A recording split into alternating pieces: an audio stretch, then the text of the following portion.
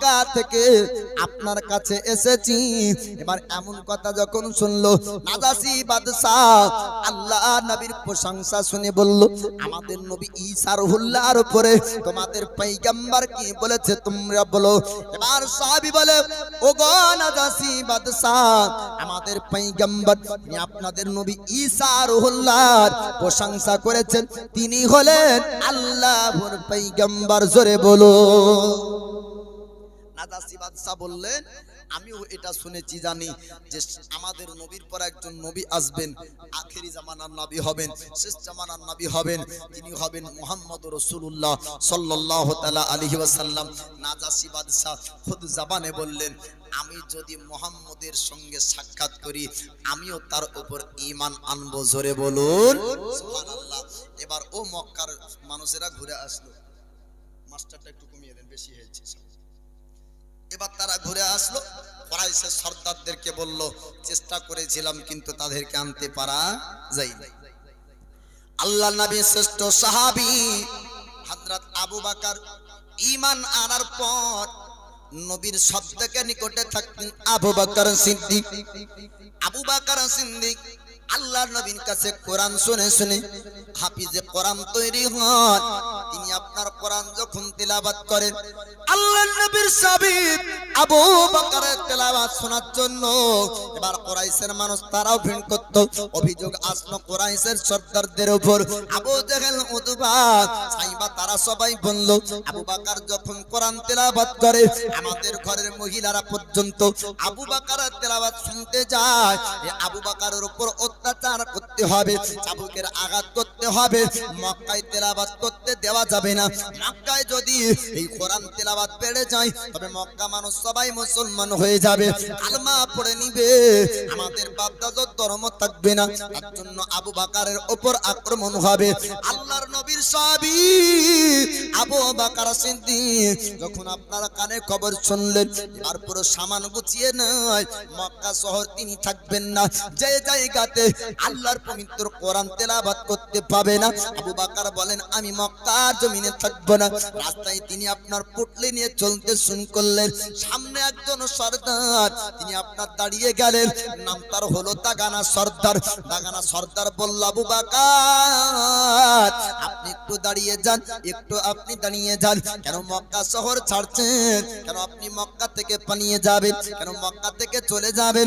আবু বকর সিদ্দিক বললেন, ওরে দাগানা, আমি মক্কার জমিনে আল্লাহর পবিত্র কোরআন তেলাওয়াত করতে পাবো না, আমি মক্কার জমিন থাকবো না।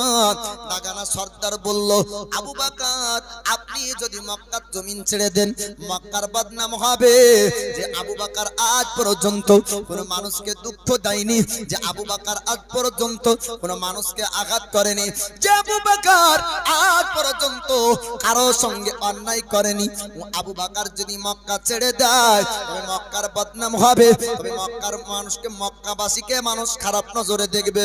আবু বকর আপনার দায়িত্ব, আমি দাগানা নিব, আপনি মক্কার জমিন ছাড়বেন না, মক্কায় আপনাকে থাকতে হবে। আল্লাহর নবীর সাহাবী আবু বকর বললেন, দাগানা রে, আমি যদি আল্লাহর পবিত্র কোরআন তেলাওয়াত করতে পাই তবে মক্কার জমিন থাকবো, নচেত মক্কায় আমি থাকবো না। দাগানা সর্দার বলল, ও কুরাইশের মানুষ, ও কুরাইশের সর্দার, তোমরা শোনো শোনো, আমি আবু বকরের দায়িত্ব নিয়েছি, তোমরা আবু বকরকে কিছু বলবে না, আবু বকরের উপর তোমরা আক্রমণ করবে না। মক্কার সর্দার বলল, কুরাইশের সর্দার আবু জেহেল, আবু লাহাব, উতবা, সাইবা বলল, দাগানা রে, তুইও তো একজন মক্কার সর্দার, তোর তো একটা পাওয়ার শক্তি ক্ষমতা রয়েছে, তার জন্য তোর জন্য একজন ব্যক্তিকে ছাড়বো, কিন্তু শর্ত সাপেক্ষে আবু বকর যদি ও তেলাওয়াত বন্ধ করে দেয় তবে আবু বকরকে কিছু বলবো না, নচেত আবু বকরের উপর আক্রমণ হবে। দাগানা সর্দার বলল, আবু বকর আপনি তেলাওয়াত করবেন কিন্তু জোরে তেলাওয়াত করবেন না, আস্তে আস্তে যদি তেলাওয়াত করেন কেউ শুনতে পাবে না, আপনার উপরেও দুশমনি করবে না। আল্লাহর নবীর সাহাবী আবু বকর সিদ্দিক তিনি বাড়ির দিকে আপনার রওনা হয়ে যায়। আল্লাহর পবিত্র কোরআন যখন তিনি তিলাওয়াত করবেন, আস্তে আস্তে না, আস্তে আস্তে না, জোরে জোরে আল্লাহর পবিত্র কোরআন তিলাওয়াত শুরু করে দেয়। আবার মহিলারা ভিড় করলো, প্রাইসের মানুষেরা ভিড় করলো, জঙ্গলের পশু পাখিরা আবু বকরের তিলাওয়াত শোনার জন্য আপনার ভিড় করে দেয়। অভিযোগ গেল কুরাইশের সর্দারদের উপরে।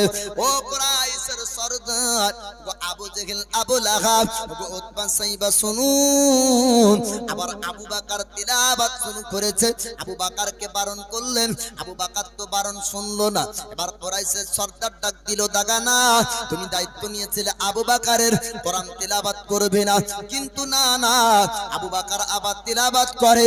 আবু বকরকে আপনার ডাক দেওয়া হলো, ওগো আবু বকর, আপনাকে বারণ করলাম আল্লাহর পবিত্র বাণী কোরআনকে আপনি জোরে তিলাওয়াত করবেন না, আবার আপনি জোরে তিলাওয়াত শুরু করে দিয়েছেন।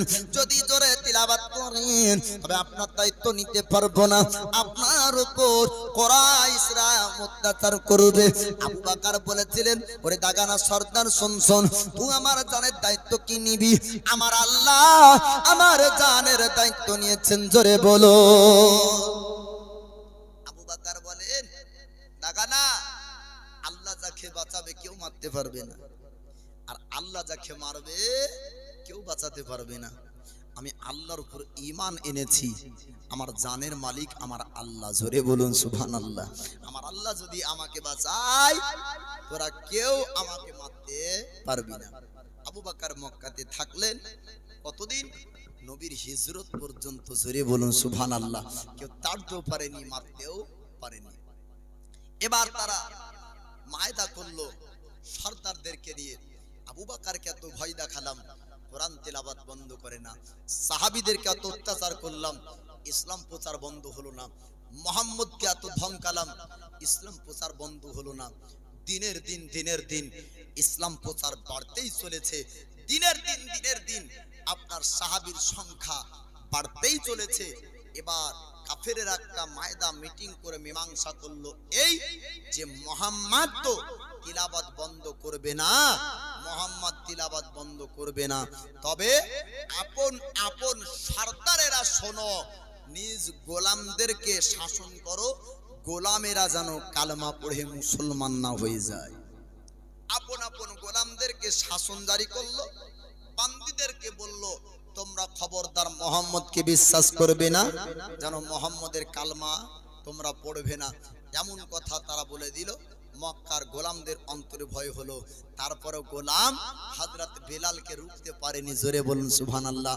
আম্মারকে রুখতে পারেনি। এরকম শত শত গোলামেরা, বন্দীরা আপনার নবীর উপর ঈমান এনে মুসলমান হয়ে যায়, জোরে বলুন সুবহানাল্লাহ। আজিজানে মুহতারাম, মক্কার জমিনে ইসলাম প্রচার করতে গিয়ে অনেক রকমের কষ্ট সাহাবীরা সহ্য করেছেন, নবী সহ্য করেছেন। কখনো কখনো এমন হতো, নবী আমার নামাজ পড়তেন তো লাড়ি ভুড়ি, উটের পচা লাড়ি ভুড়ি পিঠে চাপিয়ে দিত রাস্তাতে। কখনো নবী যে রাস্তাতে চলতেন রাস্তায় কাটা পুঁতে রাখতো। আল্লাহর নবী তিনি বলেছেন, রাস্তা যানবাহন জায়গাতে যেখানে মানুষ যাতায়াত করবে, যদি মানুষের চলার কোনো অসুবিধার জিনিস দেখো ওটাকে সরিয়ে দাও, এটা রাসূলুল্লাহর উত্তম সুন্নাত, জোরে বলুন সুবহানাল্লাহ। রাস্তায় আপনি নোংরা দেখবেন, সরিয়ে দেন। অনেক ব্যক্তিকে দেখা যায় রাস্তাতে ছাগল বাঁধে, খুব অন্যায়। ওই লাদি লাদবে আর মানুষ ও রাস্তাতে চলবে, অসুবিধার একটি কারণ। রাস্তা সব সময় পরিষ্কার পরিচ্ছন্ন ভাবে রাখতে হবে, এটা দয়ার নবীর সুন্নাত। তো নবীর উপরে অনেক রকম ভাবে তারা জুলুম করেছিল, কিন্তু আমার আল্লাহ নবীকে ও মানবদেরকে হেদায়াত দেওয়ার জন্যই পৃথিবীর জমিনে পাঠিয়েছেন। শেষ পর্যায়ের কথাটা আপনাদেরকে শোনাবো, কেননা পূর্ণ ধারাবাহিক ওয়াজ শুনিয়ে শেষ করা অসম্ভব। আল্লাহর নবী হাবিবুল্লাহকে শত বাধা দিয়েও যখন মক্কাতে ইসলাম প্রচার বন্ধ করতে কাফেরেরা পারল না, শেষ সময়তে একটা মায়দা করলো, মুহাম্মদের উপরই ডাইরেক্ট অ্যাটাক করতে হবে। সঙ্গের সাথীদের উপর যতই অত্যাচার করি আস্তে আস্তে সংখ্যা ততই বেড়ে যায়। যেমন নবুয়াতের 7 সাল যখন হলো, আমিরে হামজা ঈমান আনে, ও আমিরে হামজা একটা থাপ্পড় আবু জেহেলকে এমন জোরে মেরেছিল যে আবু জেহেলের মুখ দিয়ে কষা খাম হয়ে রক্ত প্রবাহিত হয়েছিল। আবু জেহেলকে আমির হামজা বলে, এ আবু জেহেল শোন, আমার ভাতিজার উপর আমি ঈমান এনেছি, খবরদার তার উপর আঙ্গুল উঠাবি না। ওমরে ফারুক ঈমান আনে, 100 উট ওই নাম পুরস্কার দেওয়ার কথা বলেছিলেন ওমরে ফারুককে। ও ওমরে ফারুক নাবির গর্দান কি কাটবে, ওমরে ফারুক নিজেই ঈমান এনেছেন। জোরে বলুন সুবহানাল্লাহ। এক একটা ঘটনা অনেক লম্বা চওড়া, তবে শেষ পর্যায়ে মক্কাবাসীরা কি করেছিল ওটা আপনারা শুনবেন, আর ওটা শুনেই আলোচনা শেষ হয়ে যাবে। আল্লাহর নবী হাবিবুল্লাহর কে মারার জন্য মক্কার সমস্ত সর্দারদেরকে নিয়ে একটা বড় ধরনের মিটিং করলো, আর মিটিংয়ে সিদ্ধান্ত করলো মুহাম্মদকে যদি মারতে পারি তাহলে ইসলাম প্রচার আগে আর বাড়বে না। শুরু থেকে এখন পর্যন্ত একবার দরুদ পড়া হয়নি, আর দরুদ হলো মাহফিলের একটি বরকত। অতএব দরুদে নাজরানা পেশ করুন। আল্লাহুম্মা সাল্লি আলা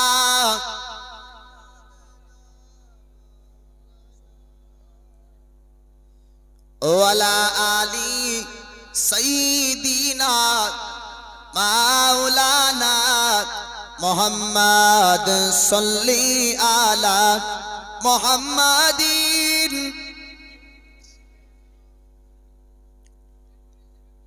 आंखों का तारा नामे मोहम्मद, दिल का उजाला नामे मोहम्मद। जोरे बोलুন সুবহানাল্লাহ।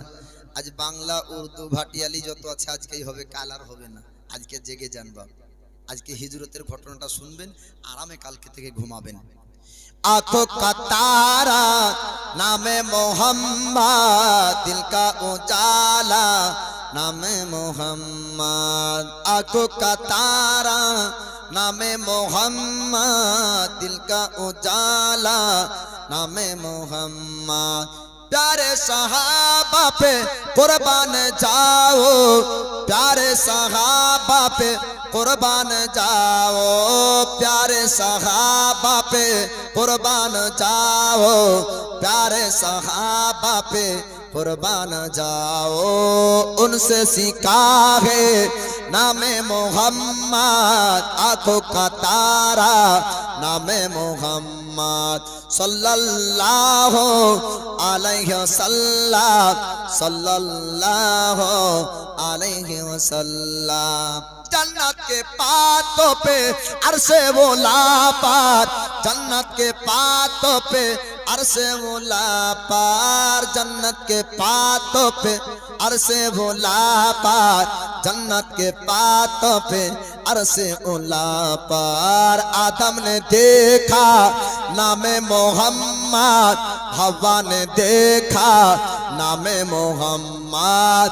आंखों का तारा नामे मोहम्मद, दिल का उजाला नामे मोहम्मद।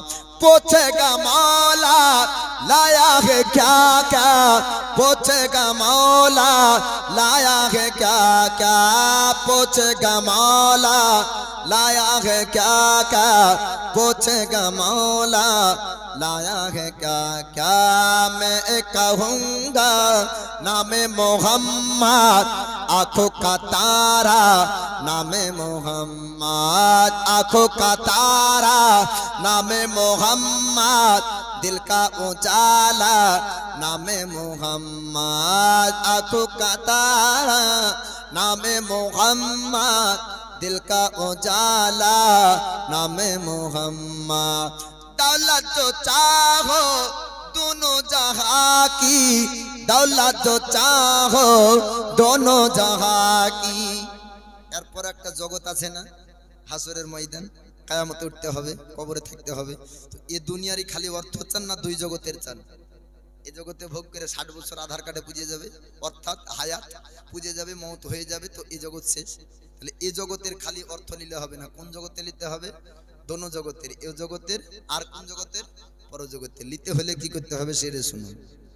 दौलत जो चाहो दोनों जहां की, दौलत जो चाहो दोनों जहां की, दौलत जो चाहो दोनों जहां की, दौलत जो चाहो दोनों जहां की। कर लो अजीफा नामे मोहम्मद, कर लो अजीफा नामे मोहम्मद। आंखों का तारा नामे मोहम्मद, दिल का उजाला नामे मोहम्मद, आंखों का तारा नामे मोहम्मद, दिल का उजाला नामे मोहम्मद सल्लल्लाहु अलैहि वसल्लम। এবার আপনাদেরকে হিজরতের একটু ঘটনা শোনাই। মক্কাবাসীরা এবার মিটিং করলো, সব রকমের তারা চেষ্টা করলো, কোনোটাতেই বন্ধ করতে পারলো না ইসলাম প্রচার। এবার বন্ধ করবে তারা কিভাবে, তাদের মনের ভাবনাটা আপনাদেরকে শোনাই। আল্লাহ নবী হাবিবুল্লাহ আল্লাহর পয়গম্বর মক্কার জমিনে আপনার শত শত মানুষদেরকে মুসলমান যখন বানালেন, মুসলমানদের মধ্যে বড় একটি জামাত তৈরি হয়ে গেল। সাহাবীদের সংখ্যা মক্কাতে যখন বেড়ে গেল, এবার কুরাইশের মানুষ তারা চিন্তায় পড়ে গেল, সরদারেরা চিন্তায় পড়ে গেল, কাফিরেরা চিন্তায় পড়ে গেল। মক্কাবাসীরা সবাই সরদারদেরকে বলল, ও কুরাইশের সরদার, মোহাম্মদের ইসলাম প্রচার কি বন্ধ করা যাবে না? মোহাম্মদের ইসলাম প্রচার কেমন করে বন্ধ করবেন? এবার তারা একটা মায়দা করলো, তারা মিটিং করলো যে মোহাম্মদের প্রচার বন্ধ এমনি হবে না, যদি মোহাম্মদকে শেষ করতে পারা যায় তবে তো ইসলাম প্রচার বন্ধ হয়ে যাবে। মক্কার সমস্ত খানদানের সরদারকে বললো, ও সরদারেরা তোমরা শোনো শোনো, একটা মায়দা করতে হবে, মিটিং করতে হবে, কিভাবে ইসলাম প্রচার বন্ধ করা যায়। এবার এক একজন এক এক রকম পরামর্শ দেয়। কোন ব্যক্তি বলল মুহাম্মদকে গ্রেফতার করতে হবে, কারাগারে বন্দী করব, জেলখানায় বন্দী করব, যদি জেলখানা থেকে না বের হতে পারে ইসলাম প্রচার করতে পারবে না। তার মধ্যে কোন ব্যক্তি বলল, না না, এমনটা যদি করে দাও তার পক্ষের মানুষ যারা ইসলাম গ্রহণ করেছে তাদের দ্বারা ইসলাম প্রচার হয়ে যাবে, তারপর তারা ভরসা করবে, এখনো পর্যন্ত তাদের নবী জীবিত আছে। কোন ব্যক্তি বলল যদি ঠাঙ্গ আপনার ভেঙে দেওয়া হয়, কোন ব্যক্তি বলল এমনটা যদি করা হয়। একজন বৃদ্ধ ব্যক্তি শয়তান আপনারা আসলো, আসার পর বলল মুহাম্মদকে জানে মেরে দিতে হবে, পৃথিবীর বুকে জিন্দা যেন না থাকে, জীবিত না যেন না থাকে, যদি জীবিত থেকে যায় তবে ইসলাম প্রচার আস্তে আস্তে তার দ্বারাতে বেড়ে যাবে। এই মায়দাটা তারা সবাই গ্রহণ করলো, সিদ্ধান্ত করলো এবার তাকে জানে মেরে দিতে হবে। জানে আপনার মেরে দেওয়ার সিদ্ধান্ত হয়ে গেল। আমার আল্লাহ জিবরিল আমিন ফেরেশতাকে পাঠিয়ে দেয়। আল্লাহর ফেরেশতা জিবরিল আমিন পৃথিবীর জমিনে আসেন, আসার পরে বলে হুজুর আপনাকে বেশি দিন না অল্প দিনের মধ্যে মক্কা থেকে মদিনায় আপনাকে যেতে হবে, আপনাকে হিজরত করতে হবে। আল্লাহর নবীর উপরে যখন ওহী অবতীর্ণ হলো, আল্লাহর নবীর উপরে যখন আল্লাহর ফেরেশতা জিবরিল আমিন জানিয়ে দিলেন, আল্লাহর নবী বললেন, ওগো আমার সাহাবীরা, আমি নবী অল্প দিনের মধ্যে মদিনা থেকে মক্কা থেকে মদিনাতে হিজরত করব। সাহাবীদেরকে আমার নবী বললেন, সাহাবীরা তোমরা মদিনায় চলে যাও। মদিনার আনসারীরা মুহাজিরিনরা ঈমান এনেছে, তাদের কাছে যদি তোমরা চলে যাও তবে তোমাদেরকে আশ্রয় দিবে, তোমাদেরকে জায়গা দিবে।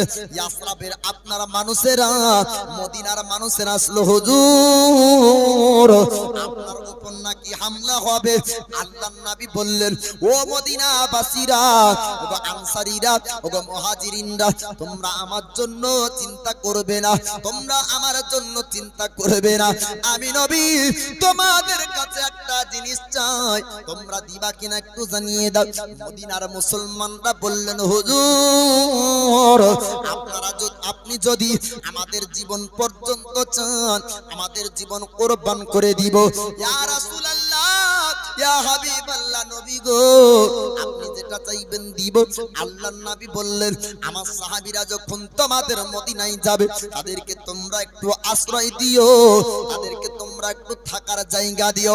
আল্লাহর নবী হাবিবুল্লাহ হাদিস শরীফের মধ্যে জানিয়ে দেন, যারা আপনার মেহমান নওয়াজি করবে ও ব্যক্তি হলো উত্তম ব্যক্তি। জোরে সরে বলুন সুবহানাল্লাহ। আল্লাহর নবীর যত সুন্নাত তার মধ্যে ফজিলতময় সুন্নাতের সুন্নাতের মধ্যে একটি সুন্নাত হলো মেহমানের খাতির করা, অসহায় মানুষদেরকে খেতে দেওয়া, এতিমকে আপনার ভালোবাসা, গরিবদেরকে ভালোবাসা আমার রাসূলুল্লাহর সুন্নাত। জোরে বলো। মুহাজিরিনদেরকে আমার নবী যখন এমন কথা বললেন, মুহাজিরিনরা বললেন, আনসারীরা বললেন, হুজুর আপনি চলুন মদিনায়, পুরো মদিনাবাসী মুসলমান হবে, পুরো মদিনাবাসী আপনার উপর ঈমান আনবে। ইয়া রাসূলুল্লাহ, ইয়া হাবিবাল্লাহ, নবী আপনি মদিনায় চলুন। আল্লাহর নবী বললেন, ও মদিনাবাসীরা, ও আনসারী মুহাজিরিনরা, তোমরা চিন্তা করো না, টেনশন করো না, তোমাদের নবী অল্প দিনে সোনার মদিনায় যাবে। জোরে বলো। এবার সাহাবীদেরকে আমার নবী বললেন, সাহাবীরা তোমরা মদিনায় যেতে লাগো। সেবার মদিনায় যেতে লাগেন সাহাবী রাসূল। আল্লাহর নবী বললেন, আবু বকর, আলী তোমরা দুজন থেকে যাও, আমি নবী যখন মক্কা থেকে মদিনা যাব, আবু বকর আমার সঙ্গে যাবে, আমি আবু বকরকে সঙ্গে নিয়ে যাব। এবার আবু বকর খবর শুনলেন আল্লাহর নবী হাবিবুল্লাহর বাড়িতে। এবার মক্কাবাসীরা, মক্কার সরদারেরা, কাফেরেরা যখন আক্রমণ করতে এসেছিল, ওই সময়তে আল্লাহর নবী হাবিবুল্লাহ রাতারাতিতে আবু বকরের কাছে যান। আল্লাহ পাক জিবরিল আমিনকে পাঠিয়ে দেন, জিবরিল আমার হাবিবকে জানিয়ে দাও আজকে তাকে যেতে হবে, মক্কা থেকে মদিনার হিজরত করবে, আজ রাতারাতি তাকে পার হতে হবে মক্কা থেকে। আল্লাহ জানিয়ে দিলেন। এবার আবু বকর সিদ্দিক বাড়িতে আছেন, আমার নবী চলেন আবু বকরের কাছে। আল্লাহর নবী হাবিবুল্লাহ যাবার পরে দরবাজায় আওয়াজ দেয়, দরবাজায় টকটক করে আওয়াজ আসলো, দরবাজায় আওয়াজ আপনার ফর ফর একবার ডাকে, আবু বকর আপনার জেগে যায়, একবার ডাকে সাড়া দিয়ে দেয়, লাব্বাইক ইয়া রাসূলুল্লাহ, হুজুর আমি আবু বকর ঘুমাইনি। আমার নবী বললেন, আবু বকর গো তুমি এত গভীর রাত্রিতে এখনো পর্যন্ত ঘুমাওনি। আবু বকর বললেন, হুজুর গো একটা রাত না, একটা রাত না, দুটো রাত না, তিন রাত না, আপনি যেদিন থেকে বলেছেন মক্কা থেকে মদিনায় হিজরত করবেন, সঙ্গে থাকবে আবু বকর, আমি সেই দিন থেকে আজ পর্যন্ত হুজুর গো আমি সারা রাত্রির মধ্যে কোনোদিন ঘুমাইনি। জোরে জোরে বলুন সুবহানাল্লাহ। ও সাহাবীর মহব্বত, ও সাহাবীর প্রেম ভালোবাসা, আমার নবীকে কত ভালোবাসতেন, যারা রাত্রিতে ঘুমকে পর্যন্ত হারাম করে দেয়, আর নবীর জীবনে শুনতে শুনতে কত ঢুলন হয়। ঠিক না? জি ভাল লাগে না? শুনতে ভাল লাগে না? আর যখনই পঞ্চরাস গান হবে, যদি খবর শুনে রাত্রি 1টার সময়তে শ্রীদেবী উঠবে নায়িকা, 1টার সময়তে বলছে যে হট না কেন, হট কেন, একটু ভালো করে দেখতে দে, সুবহানাল্লাহ, এরকম হুড়াহুড়ি হয়। ঠিক লাই? জি। তো আল্লাহ নবী হাবিবুল্লাহর ইশক মোহাব্বত, প্রেম ভালোবাসা আবু বকরের কলবে। বলে, হুজুর আমি সারা রাত্রির মধ্যে কোনোদিন ঘুমাইনি, যেদিন থেকে আপনি বলেছেন সঙ্গে নিয়ে মদিনা যেতে হবে। জি। এই ছেলেটার মাথায় ঠক্কর লাগলো দেখে আপনারা হাসছেন, আর আমার একটা কথা মনে পড়লো। বলে কি, আমাদের একটা বয়স্ক হুজুর ছিল, সে আমাকে যুক্তি দিত যে মিলাদে যখন যাবি তখন যদি অতিরিক্ত গরম লাগে, ঠাসাঠেসি হয়, তো তখন কি করবি, সুবহানাল্লাহ যখন বলতে বলবে ঝাঁকারি দিয়ে সুবহানাল্লাহ বলবে, হাতের বাড়ি খেয়ে এমনি তোকে জায়গা দিয়ে দিবে। তো হুজুরের পাশে বসেছে, তো একটা ঠুকাঠুকি তো লাগবেই নাকি, খালি ফাইজ নিলে হবে না, একবার ঠুকাঠুকিও নিতে হবে। জি। তো আবু বকর সিদ্দিক বলে, হুজুর আপনি যেদিন থেকে বলেছেন সেই দিন থেকে নিয়ে সারা রাত্রি আমি আবু বকর কোনোদিন ঘুমাইনি। আল্লাহ নবী হাবিবুল্লাহ আল্লাহর পয়গম্বর বললেন, আবু বকর গো আজকে রাতারাতিতে চলতে হবে, সোনার মদিনার হিজরত করব।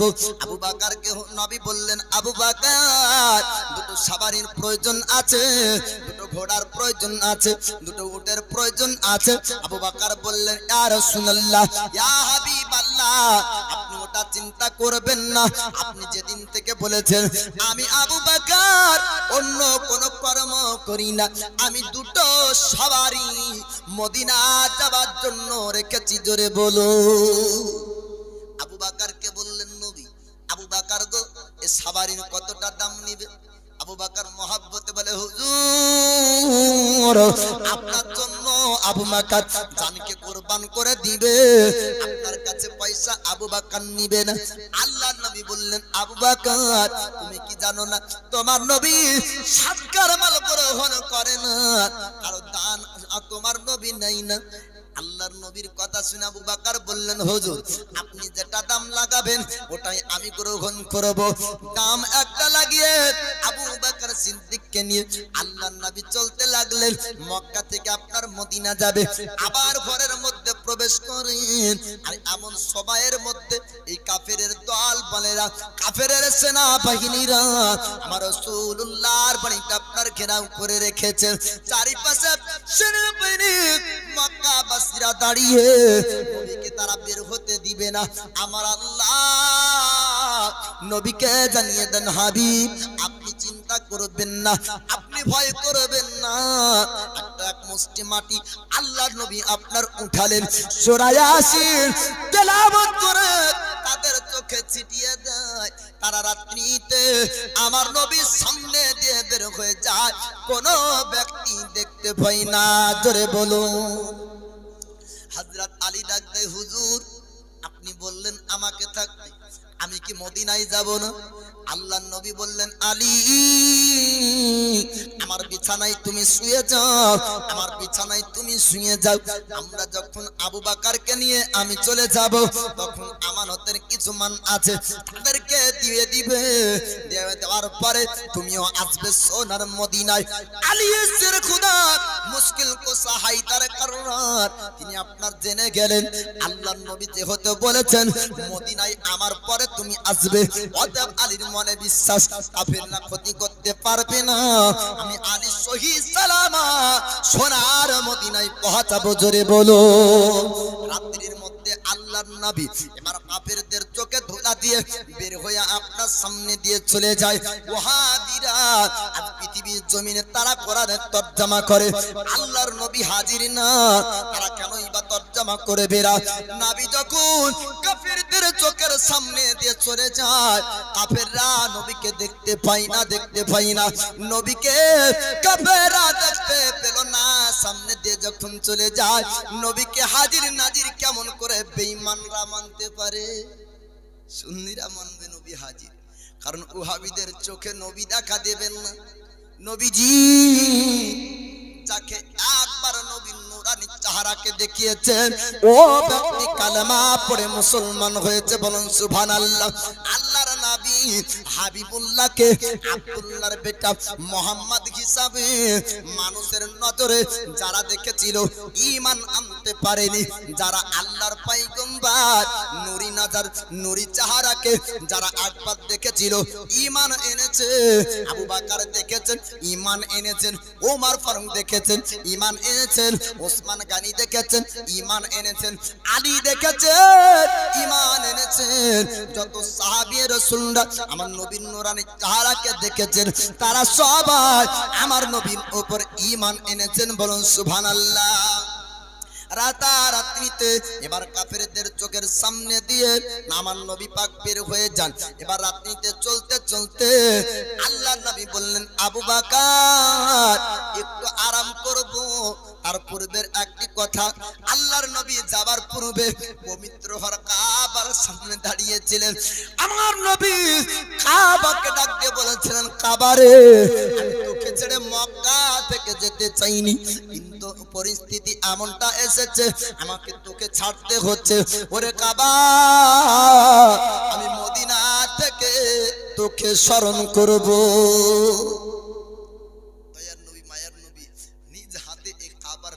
করেছিলেন, তাই কাবাকে জড়িয়ে ধরে আল্লাহর নবী কাবার কাছে শেষ বিদায় নিয়ে, এ কাবা আমি তোকে মদিনা থেকে স্মরণ করব, আমি তোকে ছেড়ে যেতে চাইনি, পরিস্থিতি ছেড়ে যেতে হচ্ছে। আল্লাহ নবী হাবিবুল্লাহ এবার আবু বকরের সঙ্গে চললেন। রাস্তাতে যাওয়ার পর বলে, আবু বকর একটু তুমি দাঁড়িয়ে যাও, একটু দাঁড়িয়ে যাও, ঠিক আছে, একটু তুমি দাঁড়িয়ে যাও। একটা গর্তের মধ্যে আল্লাহর নবী আরাম করবেন। গর্তটা আপনার গারে সুরের মধ্যে আল্লাহর নবী আরাম করবে। আবু বকরকে নবী বললেন, আবু বকর একটু গর্ত পরিষ্কার করো। আবু বকর সিদ্দিক সমস্ত জায়গা গারে সুর আপনার পরিষ্কার করলেন। পরিষ্কার করার পরে বললেন, হুজুর আপনি এবার বিশ্রাম করতে পারেন, আপনি এবার আরাম করতে পারেন। আল্লাহ নবী হাবিবুল্লাহ গর্তের মধ্যে আপনার প্রবেশ করলেন। আল্লাহ নবী আরাম করবেন। একটা জাঙ্গে আবু বকরের জাঙ্গে আমার নবী মাথা রাখলেন, আর একটা পা আবু বকরের বাকি রইল। আবু বকর লক্ষ্য করে দেখলেন বড় বড় সাপের গর্ত ছিল। সমস্ত গর্তগুলা আপনার ঢেকে দেবার পরে একটা গর্ত ঢাকার কোন জিনিস যখন পাই না, একটা পায়ে আমার রাসূলুল্লাহ আল্লাহর পয়গম্বর মাথা রেখে আরাম করেন, আর একটা পায়ের আপনার তালু গর্তের মধ্যে দিয়ে দেন, যেন কোনো সাপ বের হতে না পারে, কোনো সাপ যেন আঘাত না করতে পারে। আল্লাহর নবী বললেন, আবু বকর, আল্লাহর নবী আরাম করেন। আর দেখা গেল হঠাৎ চোখ দিয়ে পানি ঝরে। আল্লাহর নবী বললেন, আবু বকর তোমার চোখ দিয়ে কেন পানি ঝরে যায়, তোমার চোখ দিয়ে কেন পানি ঝরে? আমার দয়ার নবী মায়ার নবীকে আল্লাহ পাক গায়বের সংবাদদাতা নবী বানিয়েছেন। নবী যাওয়ার পরে জিজ্ঞেস করলেন, আবু বকর গো তোমার চোখ দিয়ে কেন পানি ঝরে বলো। আবু বকর বলে, হুজুর আমি এক নয় দুই নয় প্রায় কম হবে আমাকে ৭৭-এর অধিকবার সাপে আমাকে ছবল মেরেছে। আমি বিষকে যখন সহ্য করতে পারলাম না, পুরো শরীরের রং পরিবর্তন হয়ে যায় নবী গো, আমার শরীরে বিষ ছড়িয়ে যায়, আমি চোখের পানি সহ্য করতে পারলাম না। আপনার চেহারা মুবারকে আমার চোখের পানি পড়ে গেল, আপনার আরামের বেঘাত হয়েছে, আপনার আরাম ভেঙে গেল, হুজুর আমাকে আপনি একটু ক্ষমা করবেন। আল্লাহর নবী বললেন, আবু বকর ওই জায়গাটা একটু আমাকে দেখিয়ে দাও। আবু বকর আপনার দেখিয়ে দিলেন পা। আমার রাসূল হাবিবুল্লাহ লালা মুবারক আবু বকর পায়ে লাগিয়ে দেয়, বিষ সঙ্গে সঙ্গে পানি হয়ে যায়। জোরে জোরে সঙ্গে সঙ্গে বিষ পানি হয়ে গেল। পৃথিবীর বুকে এমন কোন মা সন্তানকে জন্ম দিতে পারেনি যে ডক্টর হয়ে ১০০ বছরের বয়সের ছাত্র দিন ৭০ বার আপনার ছবল মারে। ওই জায়গার বিষ পানি করার জন্য কোন মেডিসিন আবিষ্কার করবে। আমার রাসূলের লালা মুবারকের মধ্যে আল্লাহ পাক এমন ওষুধ দিয়েছিলেন, ১০০০ বছর বয়সের সাপ এক নয় দুই নয় প্রায় কমবে ৭০ বার ছবল মারার পরে নবীর লালা মুবারকে পুরো শরীরের বিষ পানি হয়ে যায়। আবু বকর আমার দয়ার নবী আবু বকরকে বলে, আবু বকর যে সাপ তোমাকে ছবল মেরেছে এ তোমার দুশমন না, এ তোমার বন্ধু। জোরে বলুন সুবহানাল্লাহ। আবু বকর বলে, হুজুর আমাকে আঘাত করার পর আমার কেমন করে বন্ধু হয়? আল্লাহর নবী বললেন, আবু বকর শোনো, আমি মক্কা থেকে মদিনা যাব, এই সাপ আমার চেহারাকে একবার দেখার জন্য এই জায়গাতে অপেক্ষা করলো। চোখগুলো গর্ত ছিল, আবু বকর তুমি বন্ধ করেছো। সাপ যখন নিরুপায় আমার চেহারা দেখতে পাবে না, তখন তোমার পায়ে আঘাত করলো, তুমি একবার পা সরাওনি, দুবার আঘাত করে তুমি পা সরাওনি। আবু বকর বলে, হুজুর আমার চোখের পানি হয়তো আপনার চেহারা মুবারকে পড়েছে। আবু বকরের শেষ বিন্দু রক্ত থাকা পর্যন্ত আবু বকর ওই জায়গা থেকে পা সরাতো না। কেননা সাপ যদি আপনাকে আঘাত করে দেয়, সাপ যদি আপনাকে ছবল মারে, আমি সহ্য করতে পারবো না। নবী গো আপনার জন্য আবু বকর জীবনকে কুরবান করতে পারে। আল্লাহর নবী বললেন আবু বকর সাপ যখন নিরুপায় উপায় পেল না তখন তোমার পায়ে আঘাত করলো, এক নয় দুই নয় প্রায় কমবে 70 বার পর্যন্ত আঘাত করেছে। সাপ বের হয়েছে দুই চোখ দিয়ে আমার রাসূলুল্লাহ চেহারা মুবারক দেখতে থাকে। জোরে বলো। আল্লাহর নবী হাবিবুল্লাহ মক্কা থেকে মদিনায় যাচ্ছেন, কাফেররা খবর পেল মোহাম্মদকে তো মারা গেল না, মক্কা থেকে মদিনায় চলে যাবে। আর মদিনায় যদি পৌঁছিয়ে যায় মদিনাবাসীরা মুসলমান হবে, আর পুরো মদিনা যদি মুসলমান হয়ে যায় মক্কার উপরে কোনো একটা দিন হামলা করবে, মক্কার উপর আক্রমণ করবে। তাই মক্কায় এলান করলো আবু জেহেল উতবা সাইবা তারা সবাই বলল ও মক্কাবাসীরা যাও যাও যাও মদিনা জানো মোহাম্মদ পৌঁছাতে না পারে, মোহাম্মদকে রাস্তা থেকে ধরে আনো। যে ব্যক্তি মোহাম্মদকে রাস্তা থেকে ধরে আনতে পারবে তাকে ইনাম পুরস্কার দেওয়া হবে, তাকে পুরস্কৃত করা হবে। এবার কুরাইশের পক্ষ থেকে এলান, বুরাইদা আসলামী নামক একজন ব্যক্তি 40 জন সিপাহীকে নিলেন, নেবার পরে এবার ঘোড়ার পিঠে চড়ে চলতে শুরু করলেন। আবু বকর 3 দিন গারে শুনে আপনার কেটে গেল। আল্লাহর নবীকে নিয়ে এবার মদিনার রাস্তায় চলেন। আবু বকর সিদ্দিক একবার আগে যায় একবার পিছে যায়, একবার আগে যায় একবার পিছে যায়। আবু বকর সিদ্দিক কানে খবর পেয়েছে যে বুরাইদা আসলামী 40 জন ব্যক্তিকে নিয়ে এই রাস্তায় রওনা হয়, যদি আপনার জন্য আসে হয়তো নবীকে ধরে নিবে, তাই একবার আগে যাই একবার পিছে আসে। আল্লাহ নবী ডাক দিয়ে বললেন আবু বকর একবার তুমি ডানে যাও একবার বামে যাও, একবার আগে যাও একবার পিছনে আসে, কারণ কি বলো? আবু বকর বলে হুজুর আমি একবার আগে যাই পিছে আসি, কারণটা হলো এই কোন কাফির যদি আপনাকে নিশানা করে তীর মারে আগ থেকে যদি মারে যেন আবু বকরের সিনাই লাগে। জোরে বলুন সুবহানাল্লাহ। নবী গো কোন ব্যক্তি যদি পিছন থেকে তীর মারে ওটা যেন আবু বকরের পিঠে লাগে, কোন ব্যক্তি যদি বাম দিক থেকে মারে আবু বকরের গায়ে যেন লাগে, কোন ব্যক্তি যেন যদি ডান দিক থেকে মারে তীরটা যেন আবু বকরের শরীরে লাগে। ইয়া রাসূলুল্লাহ ইয়া হাবিবাল্লাহ মদিনা পর্যন্ত আবু বকরের জীবন থাকতে আপনার ক্ষতি হতে দিবে না। এদিকে বুরাইদা আসলামী 40 জন সিপাহী 40 জন সেনাকে নিয়ে চলছে মদিনার রাস্তায় নবীকে ধরবে।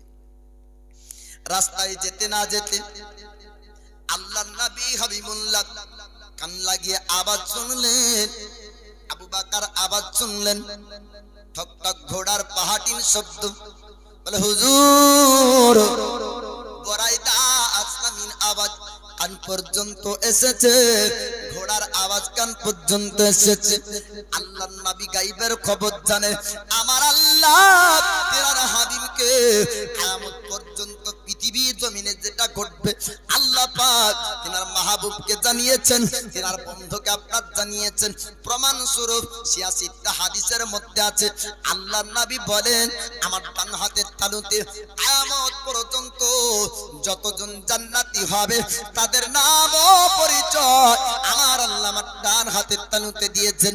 কিয়ামত পর্যন্ত যতজন ব্যক্তি জাহান্নামী হবে তাদের নাম ও পরিচয় আমার আল্লাহ বাম হাতে দিয়েছে। আল্লাহর নবী তিনি আপনার গায়বের খবর জানেন, বুরাইদা আসলামীর মনের খবর নবী তিনি জানেন। এবার 40 জন সিপাহীকে নিয়ে নবীর কাছে আসলেন বুরাইদা আসলামী।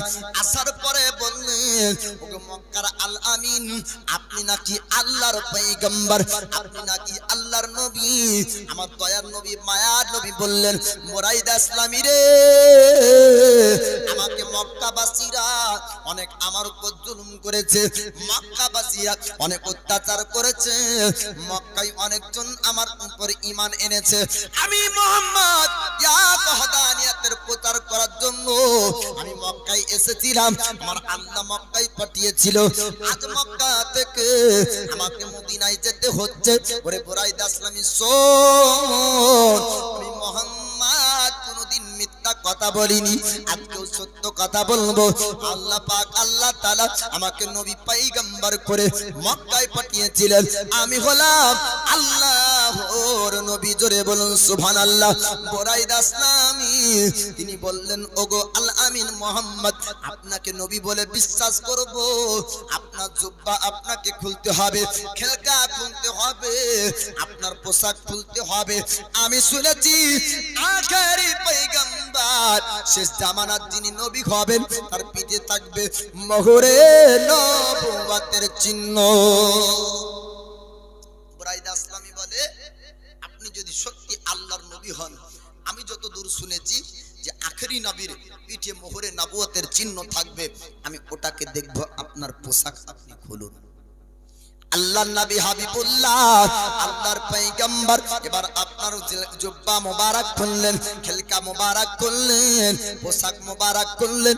বুরাইদা আসলামী লক্ষ্য করে দেখে আমার রাসূলুল্লাহ পিঠে মোহরে নবুয়তের চিহ্ন দেখা যায়। জোরে বলো। সঙ্গে সঙ্গে বুরাইদা আসলামী পিঠে যাবার পর চুম্বন দেয়, আর চুম্বন দেওয়ার পরে বলে, হুজুর আমি আখেরি নবীর সন্ধান করছিলাম, আজ পর্যন্ত সাক্ষাৎ হয়নি। যখন পুরস্কার এলান করলো মক্কার কাফেররা, কুরাইশের সরদারেরা, আবু জেহেল উতবা, আর যখন পুরস্কার ঘোষণা করলো, আমি বুঝতে পারলাম আজ পরীক্ষা করব আল্লাহর পয়গম্বর আল্লাহর নবী কিনা। যদি সত্যি আল্লাহর নবী হয় মক্কায় যাব না, আর সঙ্গে সোনার মদিনায় যাব।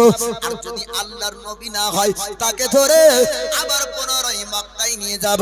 বলে, ইয়া রাসূলুল্লাহ, ইয়া হাবিবাল্লাহ, নবী গো, প্রমাণ পেয়ে গিয়েছি, বুঝে গিয়েছি আপনি আল্লাহর পয়গম্বর, আপনি আল্লাহর হাবিব, শেষ জামানার নবী, আখেরি জামানার পয়গম্বর।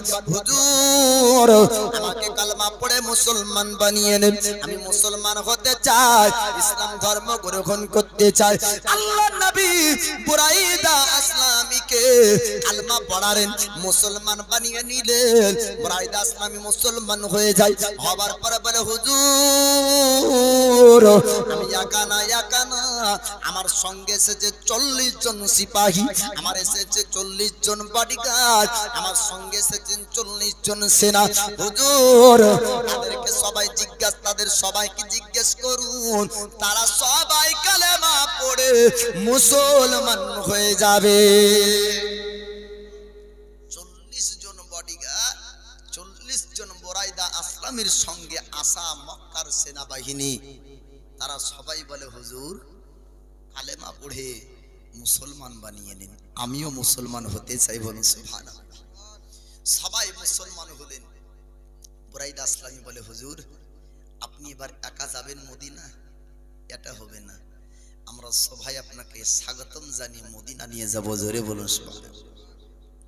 বুরাইদা আসলামী বলে, ইয়া রাসূলুল্লাহ, ইয়া হাবিবাল্লাহ, নবী গো, আপনি মদিনায় কদম রাখবেন। মদিনাবাসীরা শুনেছে মদিনার ছোট্ট ছোট্ট বাচ্চারা পাহাড়ের উঁচুতে উঠেছিল, উঁচু জায়গাতে উঠে পড়েছিল।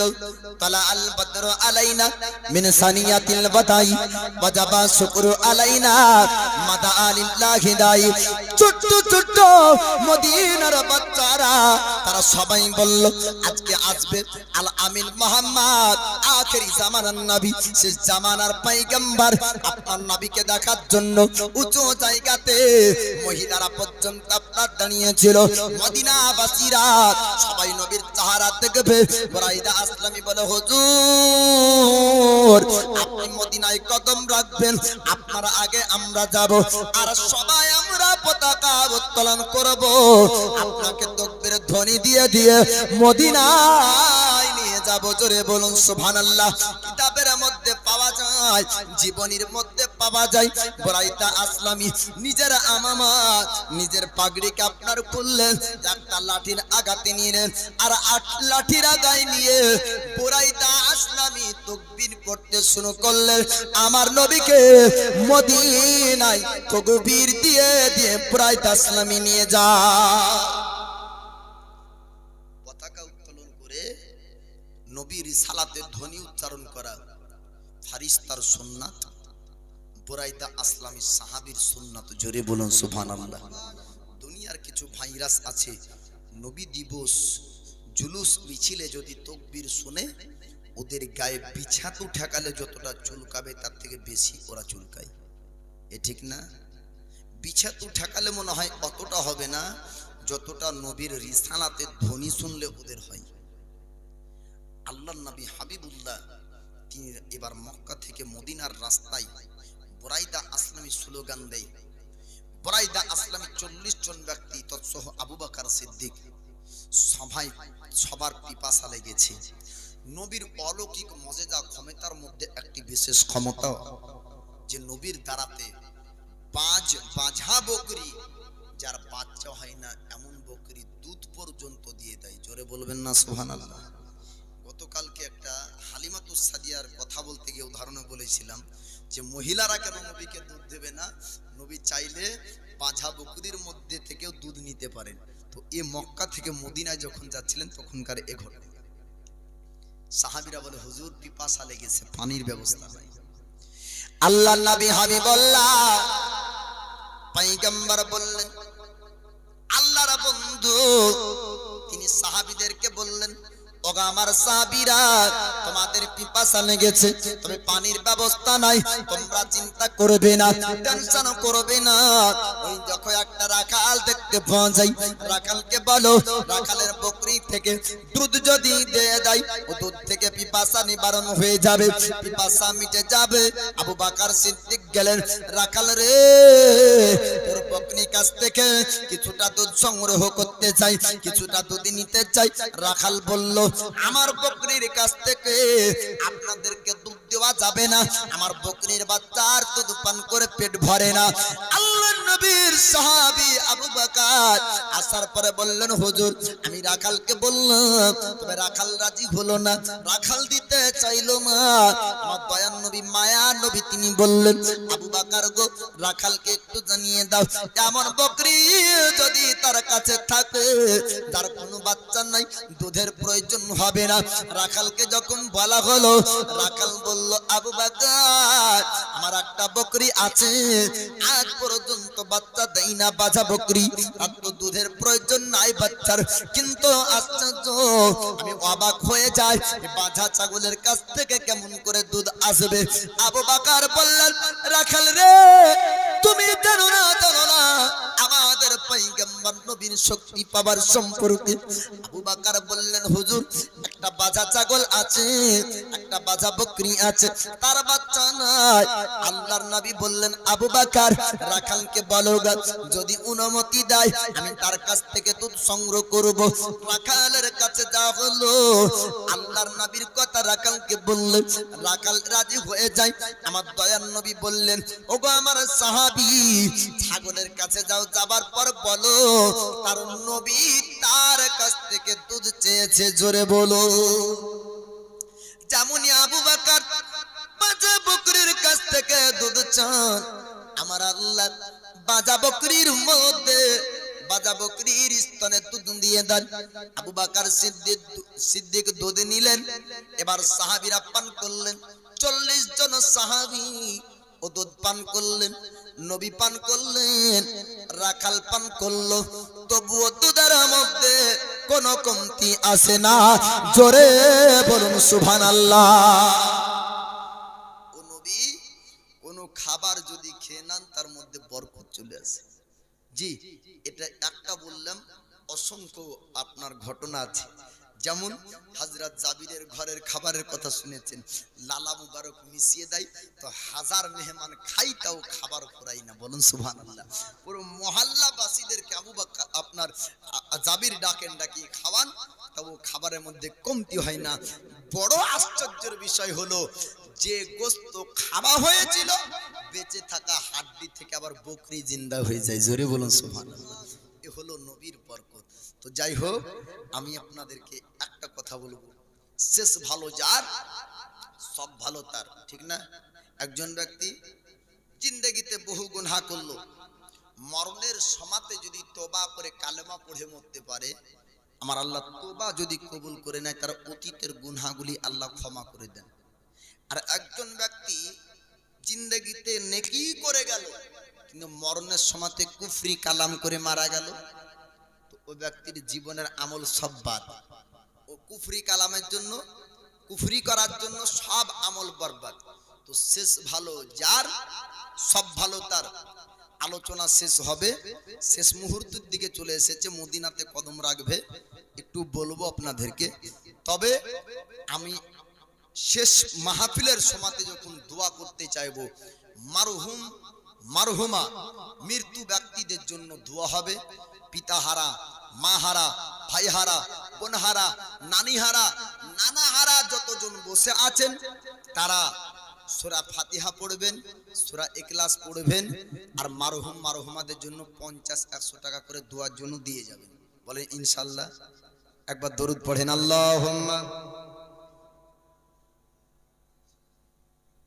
মাওলানা মুহাম্মদ ওয়ালা আলি সাইয়্যিদিনা মাওলানা মুহাম্মদ সাল্লি আলা মুহাম্মাদিন সাল্লি আলা মুহাম্মদ হরদম ज़बान से निकालो पाक नबी मोहम्मद हरदम ज़बान से निकालो शफी आला मोहम्मद सल्लल्लाहु ताला अलैहि वसल्लम।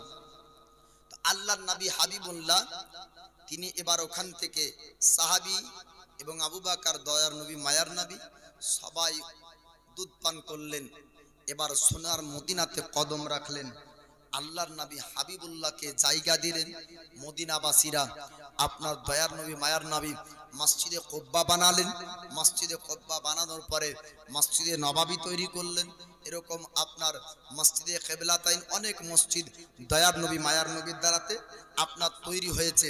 তো আল্লাহর নবী হাবিবুল্লাহ মদিনাতে কেমন ভাবে ইসলাম প্রচার করতেন আপনাদের একটু মদিনার কথা শোনাবো। মক্কার কথা শুনলেন, এবার মদিনার কথা একটু শোনাবো। আমি অধম আলোচনা শেষ করব। তবে নবীর মহাব্বতে, নবীর প্রেমে, নবীর ভালোবাসায় জিনারুল সাহেব 1000 টাকা দিয়েছেন। মোহাম্মদ জিন্না, নারায়ে তাকবীর, নারায়ে রিসালাত। এই দেখেন জিনারুল 100 টাকা দিয়েছে। কি নাম? ইমাম হুসাইন। এই দেখেন নাতি বলে নানাকে ভালোবাসে না। আলাহিম 100 টাকা নানার জন্য দিয়েছেন 100 টাকা, আর আরেকজন জন্য দিয়েছে আলাহিম 100 টাকা। আল্লাহ তাদের দানকে কবুল করুক, আমিন ইয়া রাব্বাল আলামিন। বিজয় হাবিবিকা সাজ্জাদুল আমবিয়ায়ে ওয়াল মুরসালিন। তো দয়ার নবী মায়ার নবীর সোনার মদিনাতে এখনো গুম্বাদে খাজরা রয়েছে। মদিনাতে 10 বছর ছিলেন। হিজরত করলেন কত বছর বয়সে? নবীর 53 বছর বয়সে। কত বছর? জীবনী শুনে এই ইম্পর্টেন্ট কথাগুলো মনে রাখবেন। নবীর বয়স হলো টোটাল জিন্দেগি দুনিয়ার বয়স হলো 63 বছর। কত বছর? 63 বছর। 40 বছর বয়সে নবুয়তের প্রকাশ হয়েছে। নবুয়তের প্রকাশ হওয়ার পরে দুনিয়াতে নবী ছিলেন আপনার জাহিরি জিন্দেগিতে 23 বছর। মক্কাতে ছিলেন নবুয়তের পরে 13 বছর। মদিনাতে ছিলেন 10 বছর। পূর্ণ পবিত্র কোরআন নাজিল হয়েছে সম্পূর্ণ 23 বছর ধরে। রমজান মাসে মুকাম্মাল নাজিল হয় পবিত্র কোরআন। এই দয়ার নবী মায়ার নবী মদিনাতে 10 বছর ছিলেন। আর দয়ার নবী মদিনাতে ইসলাম প্রচার করেছেন। মসজিদে নববী তৈরি হলো। বিভিন্ন ধর্মের ব্যক্তিরা মিথ্যা অপবাদ দিয়েছিল নবীর জন্য যে বড় জাদুকার ছিল মক্কার, এই জাদুকার এসেছে মদিনায়। আর মদিনাতে এসে মানুষের কাছে জাদু করে মানুষকে মুসলমান বানায়, কালেমা পড়ে মুসলমান বানায়। আল্লাহর নবী কিভাবে মুসলমান বানিয়েছেন নমুনা স্বরূপ একটি কথা বলবো। আল্লাহর নবী হাবিবুল্লাহ ইবাদতখানা মসজিদে নববী তৈরি হলো। একজন বেধর্মী যাওয়ার পর ও মসজিদে নববীতে দাঁড়িয়ে দাঁড়িয়ে পেশাব করে। আলিয়ে শেরে খোদা মুশকিল কোসা হায়দারে কাররার যার শক্তি সম্পর্কে কিতাবের মধ্যে পাওয়া যায়। যুদ্ধের ময়দানে ঢাল যদি আপনার পড়ে যায়, ও আলিয়ে শেরে খোদা লোহার একটি দ্বারা দরবাজাকে এক হাতে ঢাল হিসাবে ব্যবহার করেছিলেন, তার নাম হলো আলী।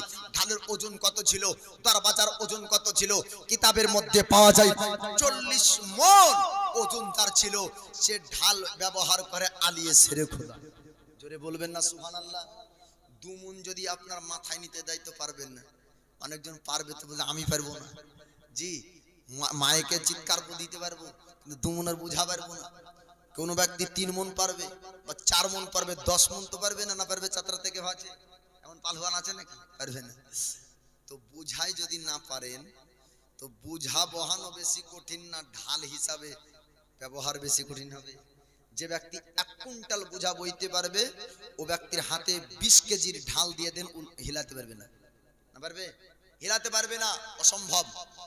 আলিয়া শেরে খোদা 40 মণ ওজনের ঢাল হিসাবে ব্যবহার করতেন।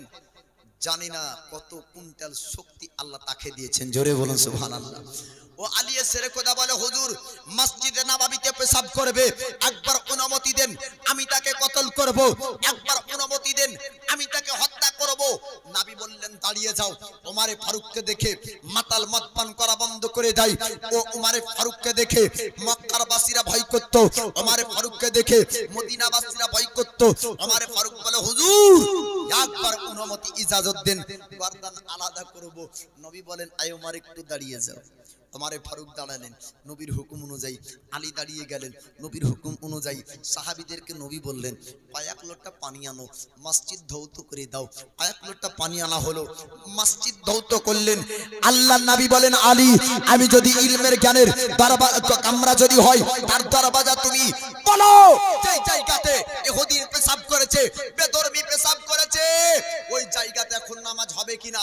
আলী শেরে খোদা মুশকিল কুসা হায়দারে কাররার তিনি বললেন, হুজুর ইয়া রাসূলুল্লাহ ইয়া হাবিবাল্লাহ, নবী গো পেশাব করেছিল, মসজিদ নাপাক হয়েছে। পানি এমন একটি পাক যে সমস্ত নাপাককে পাক বানিয়ে দেয়। জোরে বলুন সুবহানাল্লাহ। এই জায়গাতে নামাজ হবে, কোনো অসুবিধা নাই। আমার নবী বললেন, যে জায়গাতে কয়েক লোটা পানিতে সমাধান হয়ে যায় ও জায়গাতে তরবারি উঠানোর প্রয়োজন নাই। এ হলো আমার নবীর শিক্ষা। ও ব্যক্তি ছুটতে ছুটতে চলে আসলো, আসার পরে বলে, ইয়া রাসূলুল্লাহ ইয়া হাবিবাল্লাহ, ওগো নবীজি আমি জানতাম না মিথ্যা অপবাদ আপনার নামে দেওয়া হয়েছে। আপনার নামে মানুষ আলোচনা করে আপনি জাদুকর, আপনার নামে মানুষ আলোচনা করে তরবারি দেখিয়ে আপনি মুসলমান বানান। কিন্তু না, ইসলামের শিক্ষা এত সুন্দর, ইসলামের আদর্শ এত সুন্দর, আপনার ব্যবহার এত সুন্দর আমার জানা ছিল না। হুজুর আমাকে কালেমা পড়ে মুসলমান বানিয়ে নেন। জোরে বলুন। ও ব্যক্তি কালেমা পড়ে মুসলমান হয়ে গেল। তো এরকম নবীর আদর্শ দেখে মুসলমান হয়েছিল, কিন্তু কোন ব্যক্তি নবীকে ভয় করে মুসলমান হয়নি, নবীকে ভালোবেসে মুসলমান হয়েছে। বলুন সুবহানাল্লাহ। নবীর একজন বিখ্যাত সাহাবী, নাম তার সালমান ফারসি। কি নাম বললাম? সালমান ফারসি। এই সালমান ফারসি মদিনাতে ইসলাম ধর্ম গ্রহণ করেছিলেন। মাত্র 15 থেকে 20 মিনিট লাগবে। সালমান ফারসির কথাটা শুনবেন না দোয়া করবেন? একটু বলেন সুবহানাল্লাহ। তবে সালমান ফারসির ঘটনাটা শুরু করব আর একদম শেষ করব, কি আলোচনা শেষ হবে। তার পূর্বে আর মাঝে কোনো কথাও হবে না, কোনো চিৎকারও হবে না। মায়েদের মধ্যে একজন মাকে খালি বলবো, আপনি বিলকুসুস খাস করে কাল কিয়ামতে দিন জানো আল্লাহ পাক আল্লাহ তাআলা তার খাস রহমত আপনার উপর রাখেন। নবীর মহাব্বতে একজন মা খালি 100 টাকা এখানে পাঠিয়ে দেন। একটু 1-2 কলি নাচ শুনিয়ে আমি শুরু করব সালমান ফারসির ঈমান আনার কথা। তিনি কেমন ভাবে কত ধর্মের জ্ঞান অর্জন করে অবশেষে ইসলাম ধর্ম সত্য ধর্ম হিসাবে প্রমাণ স্বরূপ সালমান ফারসি পেয়েছিলেন। জোরে জোরে বলুন সুবহানাল্লাহ। এই সালমান ফারসি ইহুদি ধর্ম যাচাই করেছিলেন, নাসারা ধর্ম যাচাই করেছিলেন, ঈসাই ধর্ম যাচাই করেছিলেন। সব ধর্ম যাচাই করে অবশেষে যেটাকে শ্রেষ্ঠ ধর্ম হিসাবে পেয়েছে তার নাম হলো ইসলাম। ইন্নাদ দীনা ইনদাল্লাহিল ইসলাম। আল্লাহর পছন্দের ধর্ম হলো ইসলাম।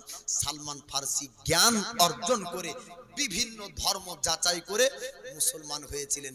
এ নয় যে নবীর কাছে ডাইরেক্ট এসেছিলেন, তার বাড়ি মক্কাতে ছিল না, মদিনায় ছিল না, ফারস দেশের বাসিন্দা এ সালমান ফার্সি।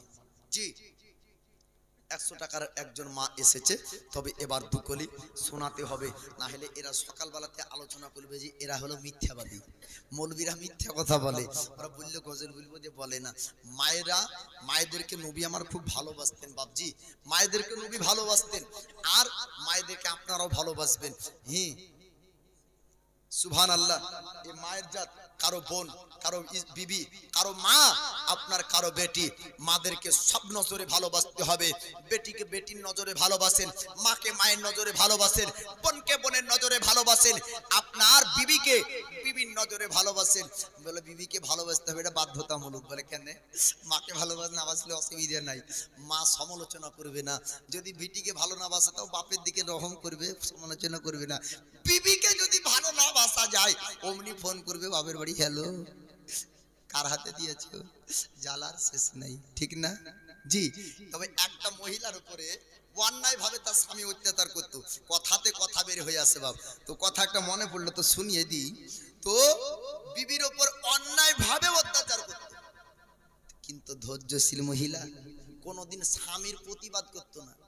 এ স্বামীর আরো রাগ, এত তোকে মারি তো তোর প্রতিবাদ নাই, তোর শরীরে রাগ নাই, তোদের বলে 36টা কলা, তুই এক কলা দেখা দিনি। তখন মেয়েটা বলছে যে কি আমাদের কলা দেখতে চেও না, জ্বালাই মরবে। তো বলে তোদের কলাতে কেমন দেখবো একবার, এত মারলাম তো 36 কলা কোনোদিন দেখালি না। তো বিবি বলছে সব যে হতো তোমার এতই তো দেখাবো। তবে বুলিয়া গোহা তার হবে না, হঠাৎ দেখতে পাবে। এই মেয়েটার মনে আছে যে স্বামী ওর কলা দেখতে চেয়েছে, যে এক কলা দেখাবে। হঠাৎ স্বামী স্ত্রী বিবির মধ্যে আলোচনা হবে, বলছে অমুক লেটার ভুই কালকে চাষ করব। আজকে ও বাজারে তাজা খচখচে কই মাছ কিনে এনেছে, আনার পরে একটা গর্ত খুঁড়ে ওই গর্তের মধ্যে পানি দিয়েছে। গল্পটা পুরো বলি না, মজাটা যাতে শেষ করিস না, টাকা দিয়ে তো দাঁড়া। তো গর্ত খুঁড়ে ও ভুয়ে পানি দিয়েছে, আর কই মাছটাকে রেখেছে। আর কই মাছ বাবা কিন্তু জান খুব বড়া, মেলাক্ষণ বেঁচে থাকতে পারে। তো রাত হয়ে গেল শেষ, সকালবেলা নাঙ্গল জুড়েছে তার স্বামী, আর নাঙ্গলের ফালের সঙ্গে মাছ উঠে এসেছে। মাছটা বাড়ি নিয়ে আসার পরে বিবিকে বলছে ভালো করে রান্না করিস, আজ জমকে খাবো। বিবি বলছে কলা দেখানোর সুযোগ এসেছে, তুমি আসো বাড়ি। নাঙ্গল বহে ওই রাগের অবস্থায় বাড়ি এসে যেমনই ভাত চেয়েছে, ভাত দিয়েছে শাক ভাত, আর ওই নাঙ্গল বহানো লাঠিতে 2-3 ষাট। গ্রামবাসীরা জুটে গেল, এ রোজ রোজ কিসের জন্য মারিস? গ্রামবাসীরা আসে, বাহানা পাই না যে কি গুলো বলবে, স্বামী স্ত্রী মার হতেই পারে। যখন এবার মার শুনেছে গ্রামবাসীরা আসার বলে মারলি কিসের লেগে? তো বলছে কি আমি মাছ এনে দিয়েছি বাজার থেকে, মাছ এনে দিয়েছি তো মাছ রান্না দেয়নি, আমাকে শাক দিচ্ছি, এমন কেন অভ্যাস হবে? বিবিটা বলছে দেখেন ধেনি গো, আমি কি করে তাকে মাছ দিব? ও আনিয়েছে বাজার থেকে শাক, চাইছে আমার কাছে মাছ খেতে। ওকে জিজ্ঞাসা করেন ধেনু কোন হাট থেকে মাছটা কিনেছে। তখন বলছে এই বলছিনি তুই কোথা থেকে মাছ কিনলি? তো বলছে লেটার হই চষতে গেলাম, তো ফালের সঙ্গে কই মাছ তাজা উঠলো, তো আমি ওই বাড়ি নিয়ে এসেছিলাম। লোকে বলছে হাই রে, তাহলে মেয়েটাকে তুই এরকম ভাবি রোজ মারিস না, গাছে বাঁধতো শুকনিয়া ভুয়ে কোনোদিন তাজা মাছ থাকে, প্রতিবেশীরা মার। তখন বিবিটা প্রতিবেশীদেরকে বলছে আপনারা জান এবার আমার স্বামীকে আমি দেখছি। বিবিটা কানে আসার পরে বলছে কি এটা আমার এক কলা ছিল। স্বামীটা বলছে কি বাকি 35টা দেখাস না, একটাতে আমার কাজ ছাড়া। তো বাপজি মায়েদেরকে ভালোবাসবেন, তবে যে যেমন তাকে সেই নজরে। মাকে মায়ের দরজায় দিবেন, বিবিকে বিবির দরজা দিবেন, বেটিকে বেটির দরজা দিবেন, তবে মায়ের জাতকে ভালোবাসা। আমার রাসূলুল্লাহর সুন্নাত, জোরে বলুন সুবহানাল্লাহ। এবার নাজিমউদ্দিনে দেখেন যোগ্য বাপের যোগ্য বেটা, নারায়ে তাকবীর, নারায়ে রিসালাত। এই দেখেন নাজিমউদ্দিন 500 টাকার দাতা, আল্লাহ তার দানকে কবুল করুক, আমিন ইয়া রাব্বাল আলামিন। বিদায় হাবিবিকা সাজ্জাদুল আমবিয়ায়ে ওয়াল মুরসালিন। এবার শুনবেন সালমান ফার্সির আপনারা ঘটনা, যে সালমান ফার্সির বাড়ি ছিল ফারসে, ফারস দেশে, আর বাপ ছিল জমিদার। আল্লাহর নবীর সাহাবী সালমান ফার্সি এবার ফারস দেশ থেকে আসবেন সোনার মদিনা। কিভাবে শুনবেন? আল্লাহ নবীর সাহাবী সালমান ফারসিকে আল্লাহ পাক আল্লাহ তাআলা হেদায়েত দিবেন। হেদায়েতের মালিক হলেন আল্লাহ। আল্লাহ যাকে হেদায়েত দেয় ওই ব্যক্তি আপনার হেদায়েত পায়। আল্লাহ যাকে হেদায়েত দেয় না, জগৎবাসীরা কেউ আপনার হেদায়েত দিতে পারে না। ভারত দেশের বাসিন্দা সালমান ফারসি তিনি আপনার ঈমান আনবে, আল্লাহ পাক তিনাকে আপনার হেদায়েত দিবেন। জমিদার বাবুর আপনার একমাত্র ছেলে, কোনদিন মাঠে কাজ করতেন না, কোনদিন মাঠে আপনার যেতে দিতেন না। জমিদার বাবু বললেন, ও সালমান ফারসি, আমি তোমাকে ময়দান কোনদিন যেতে দেইনি, বেটির মতন ভালোবেসেছি, তবে আজকে তোমাকে ময়দান যেতে বলি। ময়দান ভ্রমণ করবে, তবে সন্ধ্যা যেন লাগাবে না। আমি তোমাকে বড় ভালোবাসি, আমার তুমি একমাত্র সন্তান। সন্ধ্যার পূর্বে তুমি বাড়ি ফিরবে, নচেৎ তোমাকে জঙ্গলি জানোয়াররা হয়তো ক্ষতি করবে। সালমান ফারসি ময়দান ভ্রমণ করতে করতে আপনার সন্ধ্যার নিকটে হয়ে যায়। বাড়ি ফিরার পথে একটা ঈসাই ধর্মের ইবাদতখানা দেখতে পাই, গির্জাঘর দেখা যায়। ওই গির্জাঘরের সামনে দাঁড়িয়ে গেল। ঈসাই ধর্মের ব্যক্তিদের ইবাদত করা দাঁড়িয়ে দাঁড়িয়ে দেখলো। ওই ঈসাই ধর্মের ব্যক্তিরা, তোমরা একটু শোনো শোনো, আমি জমিদার বাবুর পুত্র, আমি জমিদার বাবুর ছেলে, আমি তোমাদের ইবাদত করা দেখলাম, তবে আমি তোমাদের ধর্মের জ্ঞান অর্জন করতে চাই। তোমাদের পণ্ডিতকে কোথায় পাওয়া যাবে, তোমাদের ধর্মের জ্ঞানী কোথায় পাওয়া যাবে, আমি তার সঙ্গে সাক্ষাৎ করব। ঈসাই ধর্মের ব্যক্তিরা বললেন, জমিদার বাবুর পুত্র, ও জমিদার বাবুর ছেলে, আপনি শুনুন শুনুন, ও ভারত দেশে পণ্ডিত পাওয়া যাবে না। পণ্ডিতের সাক্ষাৎ করতে হলে যেতে হবে শাম দেশে। শাম দেশের বাসিন্দারা ঈসাই ধর্মের জ্ঞান অর্জন করেছে, ওখানে যদি আপনি যান তবে পণ্ডিত পাওয়া যাবে, জ্ঞানী ব্যক্তিকে ওখানে আপনি যে পাবেন। এবার সালমান ফারসি কথা শুনলেন, তিনি আপনার সন্দেশে যাবে। জমিদার বাবু চিন্তা করলেন, এখনো সালমান ফারসি কেন আসে না? বাড়ির দারোয়ানকে ডাক দেয়। জমিদার বাবু বললেন, আরে বাড়ির দারোয়ান, যাও যাও, সালমান এখনো কেন আসে না? সালমানকে আনতে হবে। এবার বাড়ির দারোয়ান বললেন, ও জমিদার বাবুর ছেলে, আপনি বাড়ির দিকে চলুন চলুন, সন্ধ্যা লেগে গিয়েছে। আপনার আব্বা চিন্তা করে আজ পর্যন্ত কোনদিন আপনাকে বাড়ির বাইরে পাঠাননি। সালমান ফারসি বললেন, ওরে বাড়ির দারোয়ান, একটু দাঁড়িয়ে যা, আমি বাড়ির জেলখানার মধ্যে থেকে থেকে আমি বাইরের জগৎ ঘুরিনি, আমি বাইরে ভ্রমণ করতে আসলাম। আমি একটা জিনিস দেখতে পাই, ইবাদত খানা দেখতে পাই, আমি গির্জাঘর দেখতে পাই। আমার বাবা দাদুর ধর্ম ইহুদি ধর্ম, তবে নাসারা ধর্মের জ্ঞান আমি অর্জন করে দেখব। নাসারা ধর্মের জ্ঞান শিখবো, আমি দেখব ইহুদি ধর্মটা ভালো নাকি নাসারা ধর্ম ভালো। সত্য ধর্মের আমি সন্ধান পেতে চাই, আমি সত্য ধর্ম পালন করব, আমি অন্ধের মতন ধর্ম বিশ্বাস করব না। জমিদার বাবুর দারোয়ান ডাকতে বললেন, সালমান, আপনি চলুন চলুন, আপনি বাড়ির দিকে চলুন। আপনি যদি বাড়ি না যান চাকরি থাকবে না, আমি গরিব মানুষ, আমার চাকরি আপনি খাবেন না, আপনি বাড়ি চলুন চলুন। সালমান ফারসিকে নিয়ে এবার বাড়ি আসা হলো।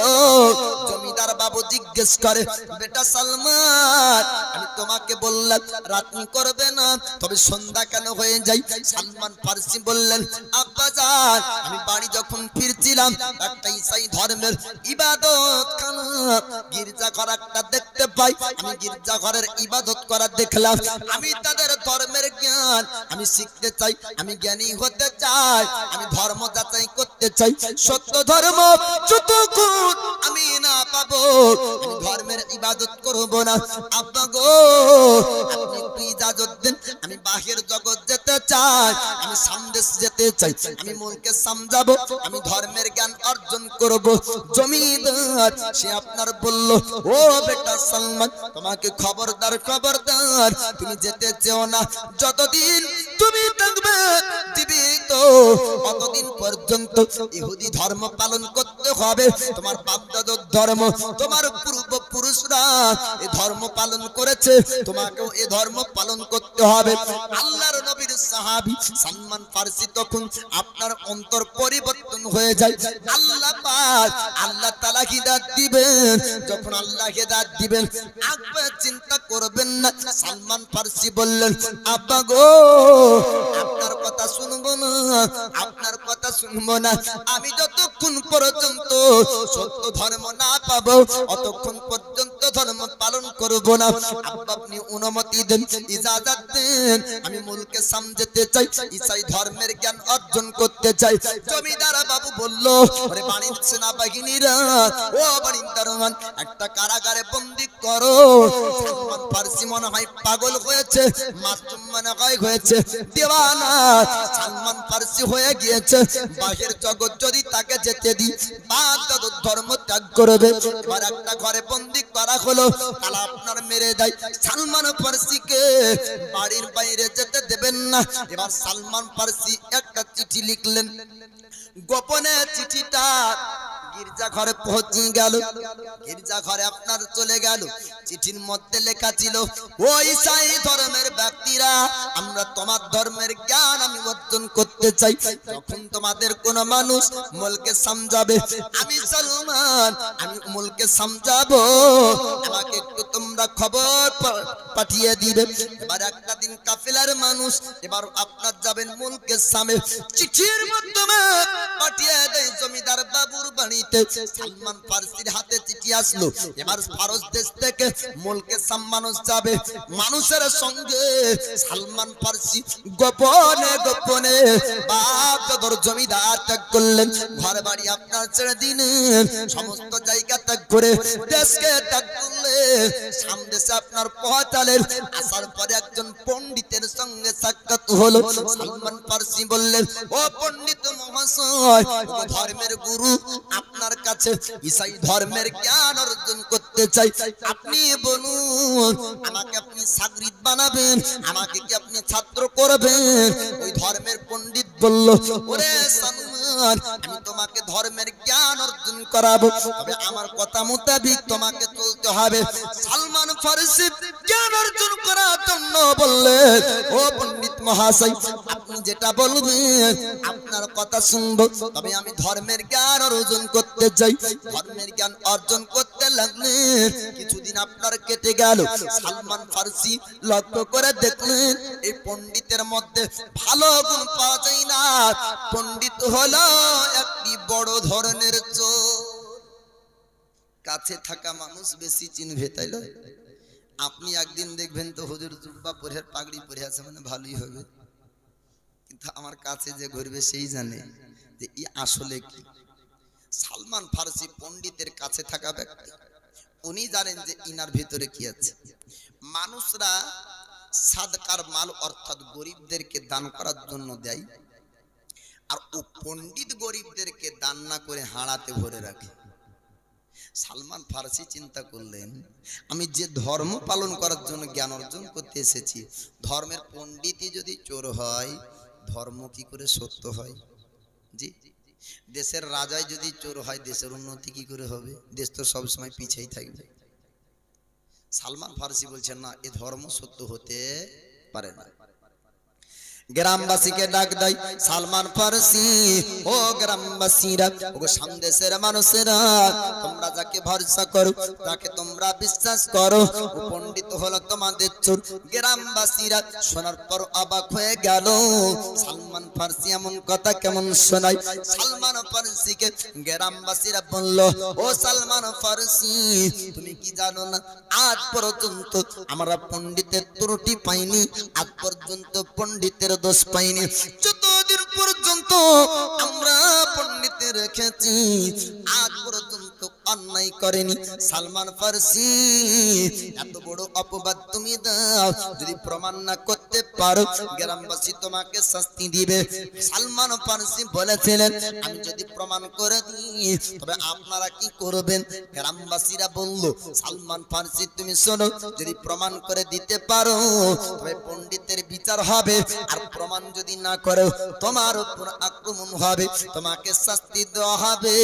সালমান ফারসি আপনার পিছু হলেন না।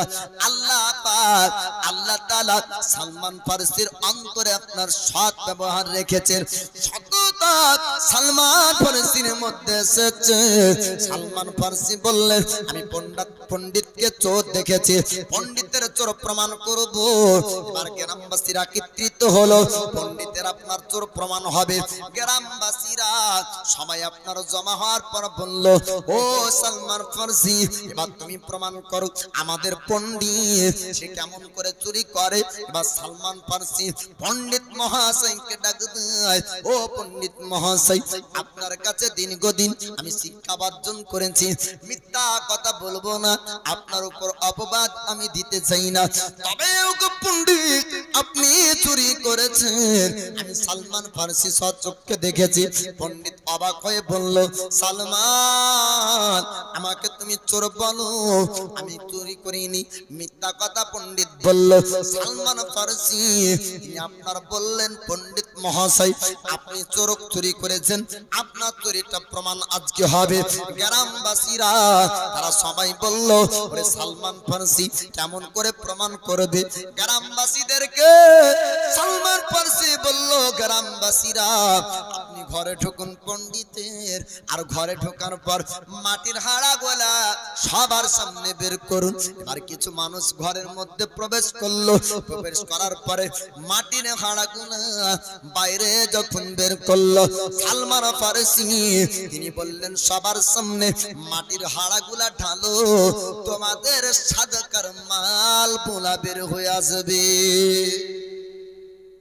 পণ্ডিতের ঘর থেকে মাটির হাড়া যখন বের করা হচ্ছে, সাদকার মাল যারা দান করেছিল তাদের মালগুলা হাড়া থেকে বের হয়।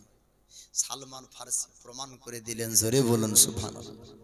সালমান ফারসি এবার মনে মনে চিন্তা করলেন যে পণ্ডিত চোর প্রমাণ হয়ে গেল, গ্রামবাসীরা পণ্ডিতকে শাস্তি দিল। সালমান ফারসি মনে মনে চিন্তা করলেন এখানে তো আর থাকা যাবে না, পণ্ডিত পরিবর্তন করতে হবে। আরেকজন পণ্ডিতের কাছে সালমান ফারসি তিনি যান, তার নাম হলো আপনার আমরিয়া নামক পণ্ডিতের কাছে যাওয়ার পরে বলে ও পণ্ডিত মহাশয় আমি সালমান ফারসি, আমি শাম দেশে এসেছিলাম, ফারস দেশকে ত্যাগ করেছি, বাপ দাদার জমিদারি ত্যাগ করেছি, আমি সঠিক ধর্মের সন্ধান পেতে চাই, আমি ধর্মের জ্ঞান অর্জন করতে চাই। সালমান ফারসিকে বৃদ্ধ পণ্ডিত বলল সালমান ফারসি রে আমি তোমাকে একটা কথা বলি, সঠিক ধর্মের সন্ধান যদি পেতে চাও, সঠিক শিক্ষকের সন্ধান যদি পেতে চাও, শাম দেশে পাবা না, সন্দেশে পাবা না, তোমাকে যেতে হবে খেজুরের দেশ সোনার মদিনা। সোনার মদিনায় যদি তুমি যাও তো পাবা। সালমান ফারসি এবার মদিনায় কদম রাখলেন, আল্লাহর নবী হিজরত করে সোনার মদিনায় গিয়েছেন। ফারস দেশের বাসিন্দা সালমান ফারসি মদিনায় কদম রেখে মদিনাবাসীরা আরবিতে কথা বলে। সালমান ফারসি আরবি বোঝেন না, আরবিতে কথা বলতে পারেন না। একজন মদিনার সরদার সালমান ফারসিকে গোলাম বানানো, মাঠের আপনার কাজ করাই, ময়দানের কাজ করাই, গোলামের কাজ করাই। আর সালমান ফারসি একমাত্র জমিদারের বেটা হওয়া সত্ত্বেও আপনার গোলামের কাজ করে। সালমান ফারসি মাঝে মাঝে চিন্তা করে ও ব্যক্তির সন্ধান, ও ব্যক্তির সাক্ষাৎ কখন পাবো যার কাছে সঠিক ধর্মের সন্ধান পাওয়া যাবে, জোরে বলো। এবার মদিনায় আমার দয়ার নবী ইসলাম প্রচার করেন। সালমান ফারসির কানে খবর আসলো মক্কা থেকে হিজরত করে একজন ব্যক্তি এসেছে মদিনায়, আখেরি পয়গম্বর শেষ জামানার নবী